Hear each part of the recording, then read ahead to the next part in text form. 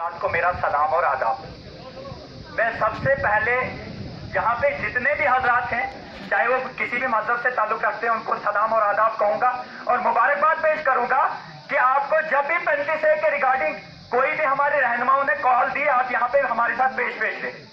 उसके बाद जो 2 दिन की कॉल दी गई, उसमें चाहे किसी भी कारोबार से ताल्लुक रखने वाला शख्स हो, उन्होंने भरपूर ताउन दिया और हमारी कॉल को कामयाब बनाया। और वो एक बहुत बड़ा मैसेज था पूरे मुल्क के लिए कि हमारे जम्मू कश्मीर के अवाम एक साथ है। अब मैं आपको बताऊंगा, ये 35A हम 2014 से सुन रहे हैं, ये मसला है क्या?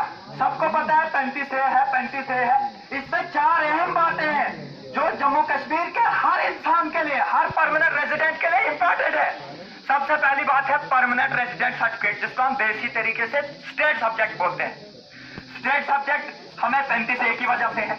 अगर 35A हट गया तो स्टेट सब्जेक्ट खत्म। स्टेट सब्जेक्ट खत्म हो गया तो 29 रियासतें हिंदुस्तान में हैं और 7 यूनियन टेरिटरीज हैं, तो वहां के सभी लोग यहाँ पे परमानेंटली सेटल हो सकते हैं। एक बात।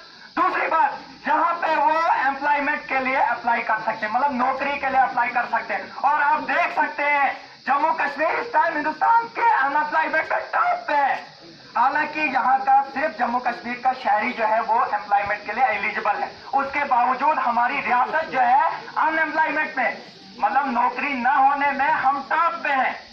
और अगर जब 29 रियासतों के एम्प्लॉयड यूथ और 7 यूनियन टेरिटरीज के एम्प्लॉयड यूथ यहाँ पे एलिजिबल हो जाएंगे, तो आप सोच सकते हो कि हम कहाँ एग्जिस्ट करेंगे, हमारे बच्चे, पढ़ा लिखा नौजवान कहाँ धकेला जाएगा।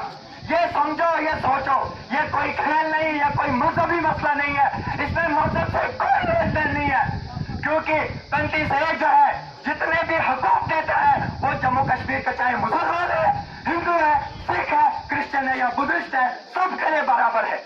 ये वो कानून है, ये सबके लिए बराबर है। इसलिए मैनिपुलेट मत हो, इसको मजहबी मसला मत बनाओ, इसका मजहब से कोई ताल्लुक नहीं है।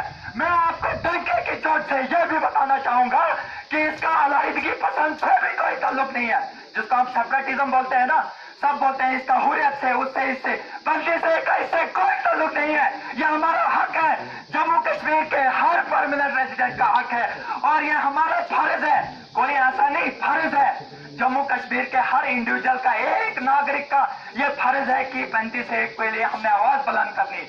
और मैं एक और बात बताऊंगा, इस टाइम कोर्ट में मसला है, ऑनरेबल सुप्रीम कोर्ट में हमारा 35A का मसला है। सब बोलते हैं कोर्ट ने कि फैसला लेना है, हम क्या कर सकते हैं। मैं आपको बताऊंगा, एक लीगल बात बताऊंगा, कानूनी बात। हमारा ऑनरेबल सुप्रीम कोर्ट जो है न सिर्फ विटनेसेस और एविडेंसेस पे अपने जो डिसीजन या जजमेंट देता है, बल्कि विटनेसेस, एविडेंसेस के साथ साथ हमारा ऑनरेबल कोर्ट पब्लिक ओपिनियन को भी ध्यान में रखता है और कभी भी बायस डिसीजन नहीं देता है। बायस मतलब किसी फिरके के फेवर में कोई ऑनरेबल सुप्रीम कोर्ट डिसीजन ना आज तक दिया है, ना देगा।